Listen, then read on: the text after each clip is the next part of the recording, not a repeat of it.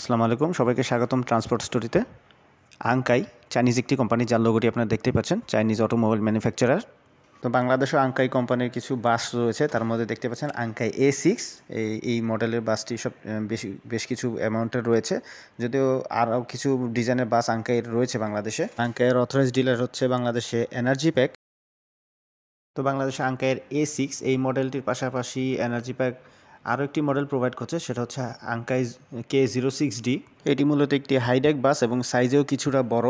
তো আমার সামনে যে বাসটি দেখতে পাচ্ছেন এটি হচ্ছে আংকাইয়ের A6 মডেল।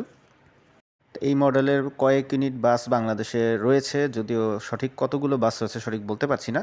তো স্পেসিফিক এই যে বাসটি রয়েছে, এই বাসটি এখন বর্তমান চলছে আসাদ এন্টারপ্রাইজের বহরে। উত্তরবঙ্গের একটি কোম্পানি আসাদ এন্টারপ্রাইজ, তারা মূলত বাসটি নিয়েছে। যদিও এই বাসের হিস্ট্রি হচ্ছে, এই বাসটি অনেকগুলো কোম্পানিতে হাত বদল হয়েছে। তুবা লাইন থেকে শুরু করে সেন্ট মার্টিন, গ্রিন লাইন সহ বিভিন্ন কোম্পানিতে এই বাসটি জিপিতে ভাড়ায় চলেছে। তো বিভিন্ন হাত বদল হওয়ার পর এখন এই বাসটি আসাদ এন্টারপ্রাইজের বহরে রয়েছে।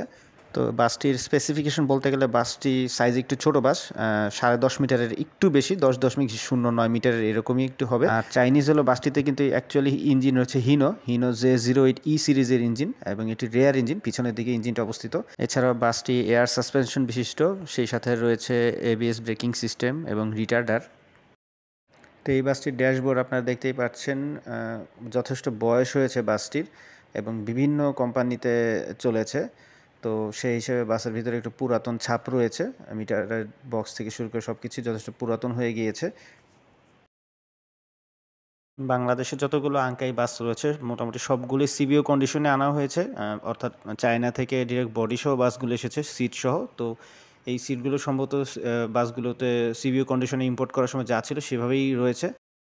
তো বাসটি সাইজে কিছুটা ছোটোখাটো হওয়ার পরেও এবং 36 সিট লেগ রেস্ট থাকার পরও আমার কাছে লেগ স্পেস খুব একটা কম লাগেনি, মোটামুটি ভালো লেগ স্পেসই রয়েছে। বাসটি মূলত Tuba line, saint martin, green line সহ বিভিন্ন কোম্পানিতে ভাড়ায় চলেছে। এর আসল মালিক আসলে এখন পর্যন্ত কে সঠিক জানি না।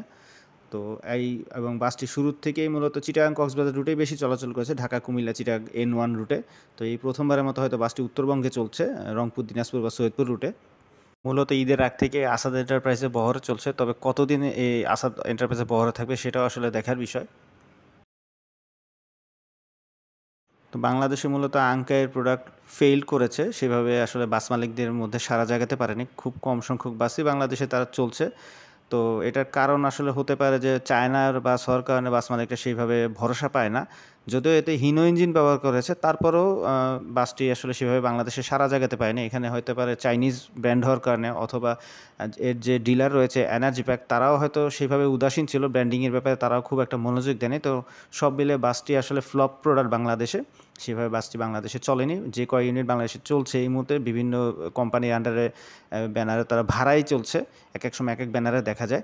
রিসেন্টলি এনার্জি প্যাক আংকাইয়ের ফ্রন্ট ইঞ্জিন চেসিসও বাংলাদেশে এনেছে, দেখা যাক কম্পিটিশনে তারা টিকতে পারে কিনা, যেহেতু মার্কেট এখন হাইগার, মার্সিডিজ, অশোক লেল্যান্ড, হিনোও আসছে 8J।